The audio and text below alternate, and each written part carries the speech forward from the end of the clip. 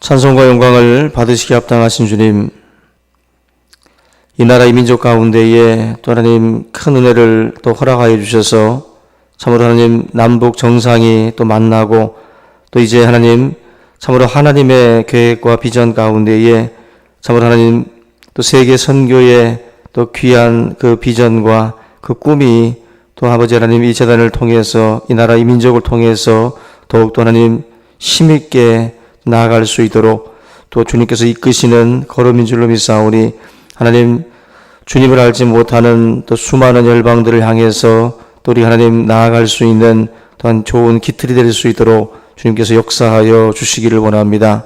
이 민족 가운데에 하나님의 큰 계획과 뜻이 있는 줄로 믿사오니 우리 충신교회가 믿음으로 또 하나님 준비할 수 있도록 도와주시고 하나님의 역사를 기대하고 소망하는 그러한 귀한 교회가 될 수 있도록 함께하여 주시옵소서.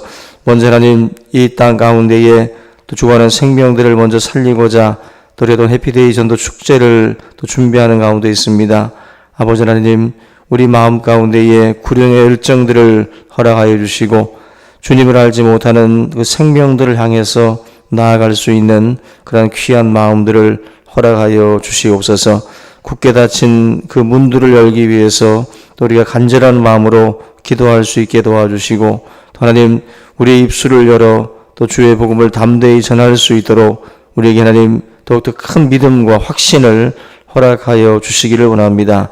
오늘도 우리 성도들이 세상 속에서 주의 복음을 증거할 때마다 하나님께서 또한 함께하여 주시고 힘을 더하여 주시며 그 모든 또 하나님 상황들이 주의 은혜 가운데에 풀려지고 녹아들 수 있도록 함께하여 주시옵소서.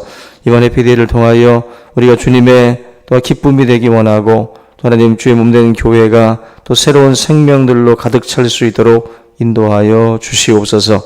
하나님 뒤에서 수고하는 또 진행위원들과 또 하나님 예비신자들을 작정하고 기도하는 모든 성도들에게 주님께서 은혜를 더하여 주시고 참으로 우리가 하나님 귀한 생명들을 또 살리는 이 일에 우리의 마음과 뜻을 모을 수 있도록 역사하여 주시옵소서. 오늘 하루의 모든 삶도 우리 주님께 맡기며 예수님의 이름으로 기도하옵나이다. 아멘. 네, 우리 하나님 말씀 함께 보겠습니다. 요한복음 13장 요한복음 13장입니다.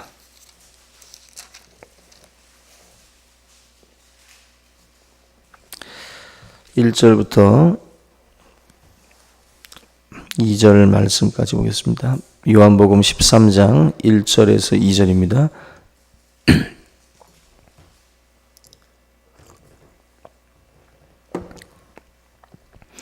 6월절 전에 예수께서 자기가 세상을 떠나 아버지께로 돌아가실 때가 이른 줄 아시고 세상에 있는 자기 사람들을 사랑하시되 끝까지 사랑하시니라. 마귀가 벌써 시몬의 아들 가룟 유다의 마음에 예수를 팔려는 생각을 넣었더라. 아멘. 호사다마라는 말이 있는 것처럼 좋은 일에는 마가 낀다. 좋은 일에는 항상 방해가 있고 또 사탄이 존재하고 있는 한 그냥 가만히 놀고 있을 이가 없다라는 거죠. 좋은 일일수록 항상 방해도 심하고 또 삶의 현장 자체가 이 사탄의 놀이터가 되지 않도록 항상 저와 여러분들이 주의를 사실은 기울여야 됩니다. 우리 흔히 하나님의 전신갑주를 취하고 영적 전쟁에 대해서 우리가 항상 인식을 하고 있어야 되는데 우리가 이걸 사실은 그냥 놓치고 아무런 어떤 그 방어할 수 있는 그 마음의 어떤 자세나 준비가 전혀 있지 않은 상태에서 사실 이 영적 전쟁에 들어가는 경우들이 있습니다. 그냥 바로 죽는 겁니다. 전혀 뭐 기본적인 것이 안 돼 있다라고 한다면 바로 우리가 이 마귀가 실제로 우리의 삶 가운데에 존재하고 있다라고 한다면 분명한 사실은 성도들의 선하고 아름다운 그 사역에 대해서 가만두지 않는다는 거죠. 마귀가 공격하는 두 가지 하나의 그 방향이 있는데, 내부적으로는 바로 이 생각으로 공격을 할 것이고, 외부적으로는 사람으로 공격을 한다라는 것입니다.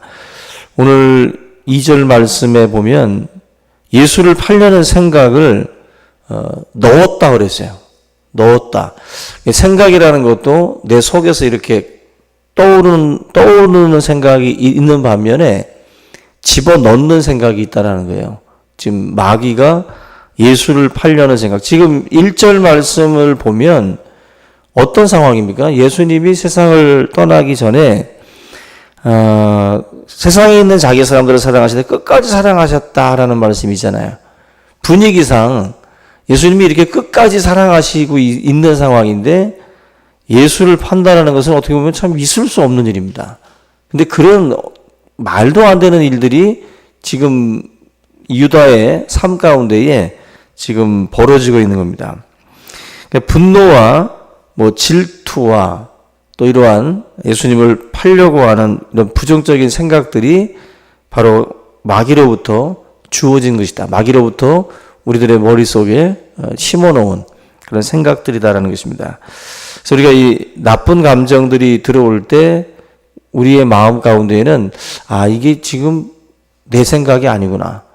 이건 절대로 하나님의 생각이 아니고 이건 지금 사탄이 주는 그러한 부정적인 생각이다라고 우리가 분별을 하고 그것에 대해서 우리 사실은 단호하게 끊어버려야 되는 것이 맞거든요. 예수님께서도 사람의 원수가 집안 식구라 그랬어요. 이 말은 전혀 생각지도 않은 곳에서 그런 일들이 벌어진다라고 하는 말이거든요. 전혀 생각하지 못했던. 그러니까 지금 베드로 같은 경우도 예수님의 수제자고 칭찬듣던 사람인데 그 베드로가 갑자기 예수님을 십자가를 지려고 하시는 주님에 대해서 가로막지요. 그러지 말라고.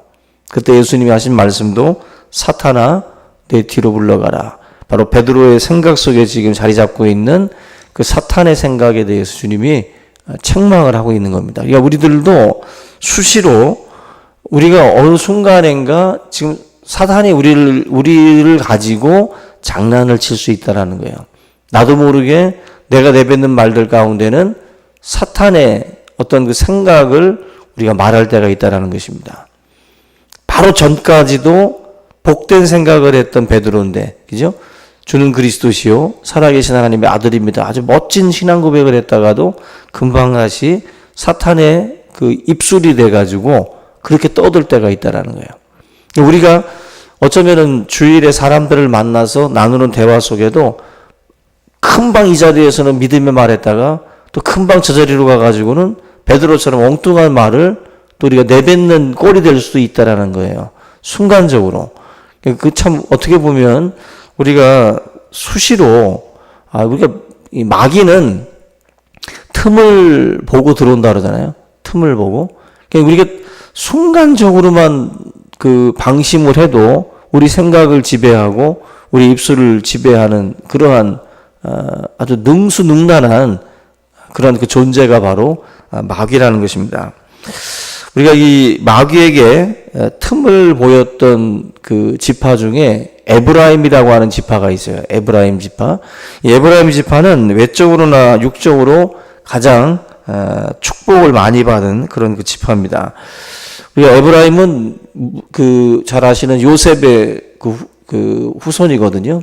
에브라임과 므낫세 바로 후손인데 이스라엘 전체 영토의 2분의 1 정도의 땅을 받았던 그 지분이 있었던 그러한 지파가 바로 이 에브라임 지파입니다. 이 에브라임과 므낫세라고 하는 이 지파는 그만큼 그 어떤 그 여러모로 볼 때 축복을 받은 그런 그 지파예요. 근데 문제가 뭐냐면은 이 지파는 헌신이 없어요. 헌신이. 그래서 항상 반란 세력이 되고 기득권과 자부심 그것만을 가지고 있었던 지파입니다. 사사기 8장에 보면은 기드온이 300용사를 데리고 13만 5천이라고 하는 미디안의 군사들을 물리칩니다. 그때 큰 승리를 하게 되는데 늦게 찾아왔던 에브라임 지파가 하는 말이 딴지를 걸죠. 왜 우리를 이 싸움에서 부르지 않았냐고 딴지를 겁니다. 희생할 때는 뒤로 숨어 있다가 전리품을 나눌 때에 그때 등장을 해서 이 기드온의 속을 긁는 거죠. 이 기드온이 그래도 성격이 좋아서 그냥 에브라임 지파를 달래고 그냥 품습니다. 근데 우리가 사사기 강해 때 본 것처럼 그 12장에 보면은 사사기 12장에 암몬이 공격을 하게 돼요. 근데 그때는 사사가 입다였는데 이때도 똑같이 입다가 극적으로 물리치고 난 뒤에 에브라임 지파가 또다시 뒤에 나타나가지고 또 딴지를 걸어요. 왜 우리를 이 싸움에서 참여시키지 않았냐고. 또 이렇게 얄팍한 그러한 생각을 가지고 또 이 에브라임 지파가 이야기를 거는데 이때 입다는 기드온과 다르게 바로 이 에브라임 지파 사람들을 모조리 다 죽이고자 마음을 먹고 발음을 테스트하죠. 경상도 사람 그 쌀과 살 그 발음처럼 그 십볼렛이라고 하는 발음을 할 수 있는지 못하고 십볼렛이라고 하면은 그 사람들을 다 잡아 죽입니다. 에브라임 사람들의 그 발음의 문제를 가지고 다 잡아다가 42,000명이라고 하는 에브라임 지파 사람들을 다 죽여요. 그러니까 그 성경에 보면은 이 에브라임 지파는 여기만이 아니라 솔로몬 그 사후에 르호보암 왕 때 그 10지파가 반역을 하잖아요.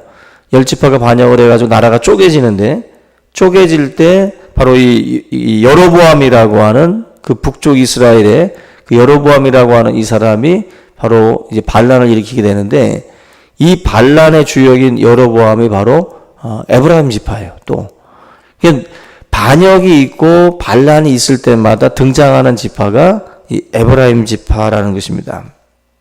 그러니까 이 에브라임 지파 머릿속에 생각이 지배하는 것인데 이들 생각 속에 뭐가 있냐면은 우리는 들러리가 아니라는 거예요. 우리는 들러리가 아니고 우리는 주역이다. 이 문장이 얼핏 들으면은 굉장히 그럴듯해 보이고 아주 굉장히 좋아 보입니다. 우리는 들러리가 아니고 우리는 주역이다. 근데 이 의식이 행동까지 따라와야 되거든요.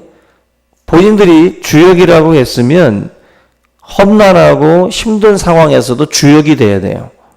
그런데 언제나 전리품을 나눌 때만 주역이고 그리고 항상 고난과 아픔이 있는 현장에서는 뒤로 빠져 있습니다. 결국 이 기득권 의식이 가지고 있는 이 생각이 무서운 거예요.